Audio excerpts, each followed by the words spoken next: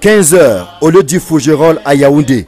Le temps suspend son vol au domicile du professeur Nicole Claire Doko.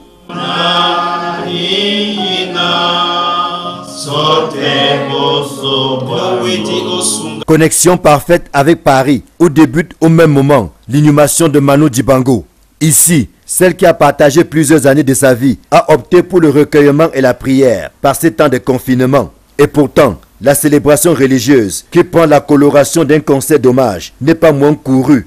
Au cœur des attentions, Manu Dibango, dont le peuple pleure la disparition, mais aussi Nicole Claire et sa fille Marva. Les deux ont le cœur lourd au moment d'évoquer la mémoire du géant qu'était Manu Dibango. D'abord quelqu'un de fort et de quelqu'un de très simple. C'est compliqué de dire qu'il aimait pas être au centre de l'attention alors qu'il faisait de la musique, donc c'est un peu contradictoire, mais une fois qu'il sortait de scène, il voulait juste être comme tout le monde en fait. Oui, il aurait aimé être heureux de voir qu'il était aussi aimé, parce que ce soit les témoignages que j'ai pu recevoir, le nombre de gens qui m'ont contacté et tout ça.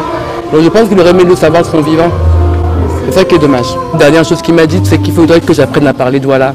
Et je le dis devant tout le monde, je le ferai. On dit souvent que la mort révèle qui vous êtes. Et qu'il soit mort en période de confinement, on l'enterre comme un bébé devant 20 personnes. C'est peut-être le genre d'enterrement qu'il aurait souhaité. Et là où il est, il doit bien rire, nous regarder, nous plaindre que oh, comment, je crois que si Dieu ne vous aime pas, il ne vous accorde pas cette grâce. Il a eu la grâce, comme disait ma grand-mère, de bouffer Dieu parce que lui, il a dépassé le cap de 80.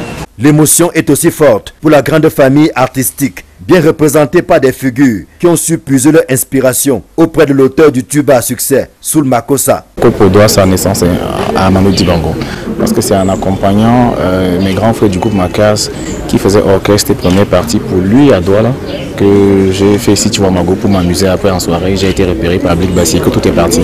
C'est vraiment l'accessibilité et la simplicité du personnage en fait. C'est-à-dire qu'il avait beau être Manu Dibango, mais ça veut dire qu'il était curieux de tout, qu'il avait le souci d'apprendre tout le temps et que tout le monde était grand à ses yeux alors que c'était lui le plus grand. Très très paternaliste tout en respectant tout aussi l'entité qui se trouvait en face de lui. Et aussi quelqu'un qui travaillait avec les meilleurs.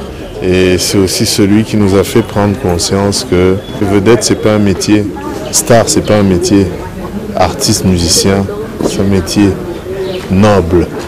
Ce sont les phrases de Papa Manu. Après beaucoup de partage, j'ai eu l'honneur d'être invité par lui-même à ses 50 ans de carrière. Et c'est un héritage très lourd. Annoncé en soins intensifs par la rumeur, le ministre Grégoire Oona met une pause à son confinement volontaire pour saluer la mémoire d'un baobab de la musique mondiale. C'était un grand frère.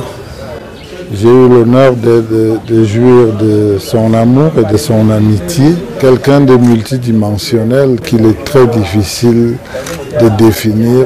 Mais je remercie Dieu de l'avoir rencontré, de l'avoir entretenu avec lui pendant plus d'une quarantaine d'années. Une amitié désintéressée, une amitié très sincère. En une heure, le célèbre saxophoniste a reçu l'hommage des siens. Certes, pas à la hauteur de ce qu'il méritait, mais au moins, Yaoundé a été en symbiose parfaite avec le cimetière du Père Lachaise à Paris. Là-bas se trouvait Michel Dibango, le deuxième fils que le professeur Nicole Claire Doko a eu avec l'immortel roi du saxophone. Alléluia.